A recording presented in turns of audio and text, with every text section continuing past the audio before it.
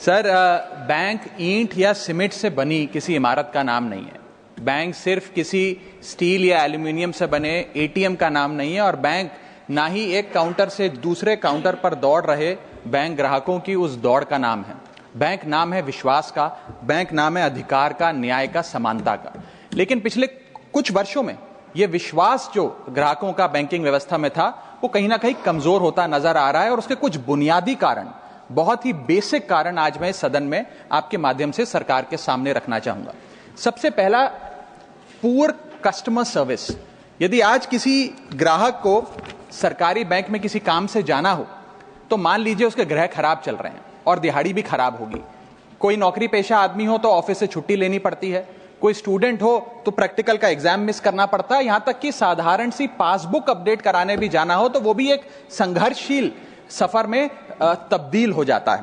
Madam, आप जब किसी सरकारी बैंक में घुसते हैं तो ऐसा लगता है कि 80 या 90 की दशक की किसी इमारत में आ गए हैं, जहां पे दीवारें उखड़ रही होती हैं, पंखा अपनी मर्जी से चलता है और लाइनें रेल टिकट से भी ज्यादा लंबी होती हैं।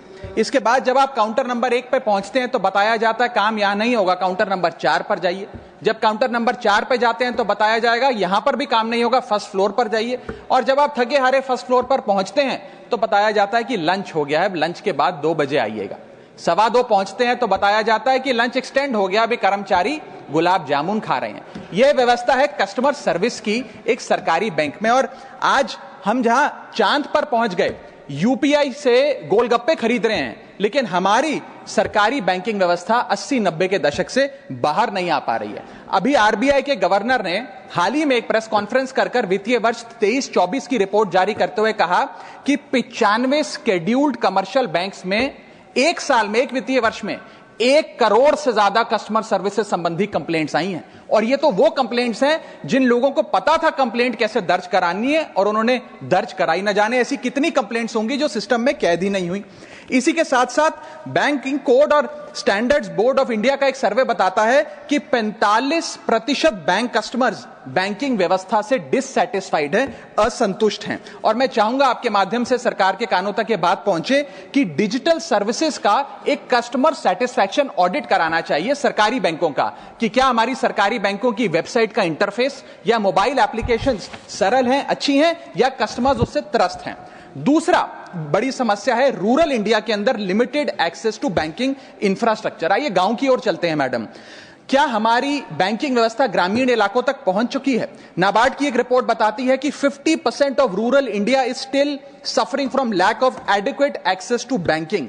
फाइनेंशियल इंक्लूजन इंडेक्स की आरबीआई की 2020 की रिपोर्ट बताती है कि ग्रामीण भारत में हर 100 में से मात्र 54 लोगों तक ही हमारी बैंकिंग व्यवस्था जैसे तैसे पहुंच पाई है, और 30% से ज्यादा रूरल हाउसहोल्ड आज भी ऐसे हैं जो पूरी तरीके से अनबैंक्ड हैं। और मैम, बैंकिंग की ग्रामीण इलाकों में अगर बात करें तो बैंकिंग व्यवस्था ने ग्रामीण इलाकों के साथ सौतेला व्यवहार किया है।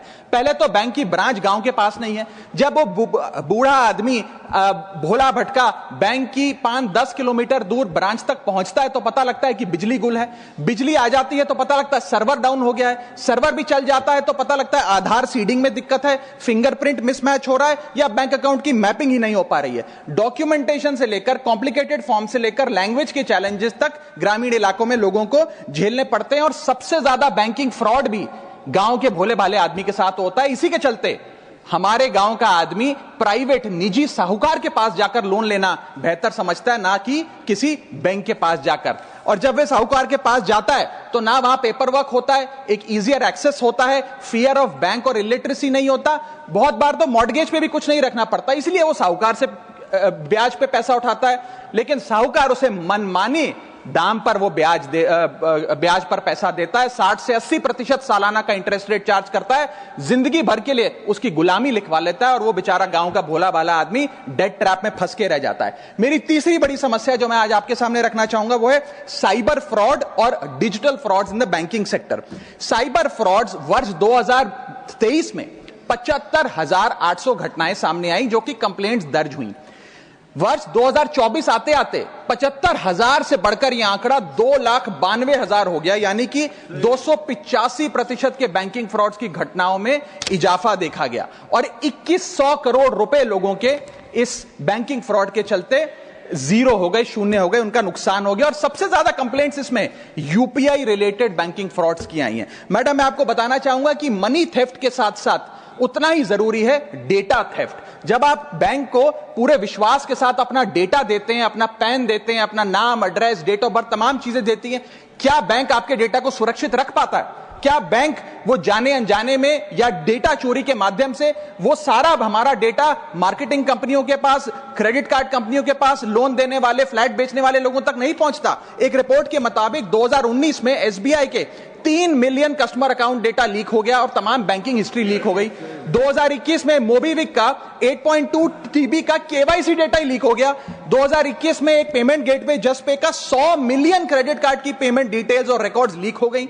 अब ये लीक है कि जाने अनजाने में डेटा शेयरिंग है, यह फैसला मैं आप तक छोड़ता हूं, लेकिन आपको इस डेटा लीक का भुगतान करना पड़ता है, आपको उसको भुगतना पड़ता है। और उसका सबसे छोटा सा उदाहरण है कि आए दिन आपको आपके बीवी, आपके माता पिता, आपके घर वाले फोन करके आपका हाल पूछे ना पूछे, मार्केटिंग कॉल्स वाले आपको रोज फोन करके कहेंगे कि आपका क्रेडिट कार्ड अप्रूव हो गया, आपका लोन अप्रूव हो गया, हमसे फ्लैट ले लीजिए, हमसे फलानी चीज ले लीजिए। इनके पास ये हमारा डेटा आता कहां से, एक बड़ा सवाल है। चौथी समस्या, हिडन चार्जेस और फीस। मैं चाहूंगा आपके माध्यम से ये नाना प्रकार के चार्जेस जो आज मैं सदन में लाया हूं, ये माननीय वित्त मंत्री जी तक पहुंचे, ताकि देश के आम आदमी की जो जेब बैंकिंग सिस्टम काट रहा है, ये उसे पता लगे, ग्राहक को भी और माननीय वित्त मंत्री जी को भी। पहला, मिनिमम बैलेंस पेनल्टी। यदि आप न्यूनतम बैलेंस नहीं रखते हैं तो 100 से 600 रुपए प्रति माह बैंक आपका काट लेता है।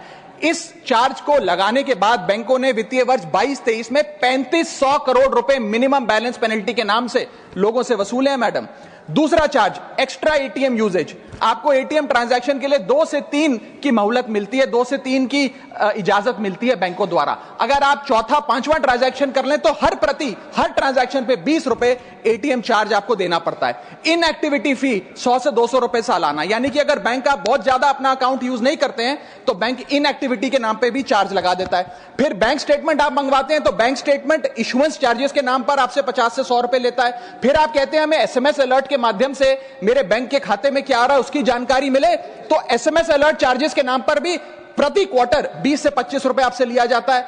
ऑनलाइन पेमेंट करेंगे एनईएफटी की तो ट्रांजैक्शन फी भी ली जाती है। जबरदस्ती आपको पहले लोन बेचते हैं और फिर उसके बाद लोन प्रोसेसिंग फी के नाम पर 1 से 3% लोन अमाउंट का काट लेते हैं। और जब आपकी किस्मत ठीक चल रही हो और आप समय से पहले अपना लोन बकाया जो है उसका भुगतान करने बैंक पहुंच जाएं तो loan pre closure charges, early payment penalty के नाम पर भी बैंक आपसे पैसा वसूलता है। साधारण सा सिग्नेचर बदलवाना हो, नॉमिनी की डिटेल्स बदलवानी हो, उस चेंज पर भी 200 रुपए प्रति ट्रांजैक्शन के नाम पे बैंक आपसे पैसा वसूलता है। और डिमांड ड्राफ्ट, पे ऑर्डर बनाने जाएं तो 100 से 200 रुपए प्रति डिमांड ड्राफ्ट आपसे पैसा वसूलता ही वसूलता है। यानी कि कस्टमर्स की जेब काटी जा रही है और कस्टमर्स को पता भी नहीं लगता कि कितना पैसा बैंक इन नाना प्रकार के चार्जेस के चलते आम आदमी से वसूल रहा है। मेरा पांचवा और आखिरी point madam, insurance and investment product miss selling. अपने क्वार्टरली या मंथली टारगेट्स पूरा करने के लिए बैंक के एग्जीक्यूटिव मिस सेलिंग करते हैं, गलत प्रोडक्ट लोगों को बेचते हैं। यह भी एक प्रकार का हनी ट्रैप है। मीठी मीठी बातें कर भोले भाले मासूम लोगों को ऐसे प्रोडक्ट्स बेच दिए जाते हैं जिनकी जरूरत उन्हें है ही नहीं। IRDAI, insurance regulatory development authority of India की एक रिपोर्ट बताती है कि 3.5 लाख सालाना कंप्लेंट्स में से 20% कंप्लेंट्स सिर्फ और सिर्फ मिस सेलिंग की, गलत प्रोडक्ट बेचने की उन्होंने दर्ज करी हैं। सेबी की एक रिपोर्ट बताती है कि 30% इन्वेस्टर मिसलीडिंग इंफॉर्मेशन का शिकार हैं। और म्यूचुअल फंड्स की मदर बॉडी, जिसे association of mutual fund of India कहते हैं, वो बताती है कि 23%, मैं खत्म कर रहा हूं मैडम, 23% इन्वेस्टर ऐसे हैं जिनके पास वो प्रोडक्ट्स हैं जो उनके रिस्क प्रोफाइल और फाइनेंशियल गोल से मेल ही नहीं खाते हैं।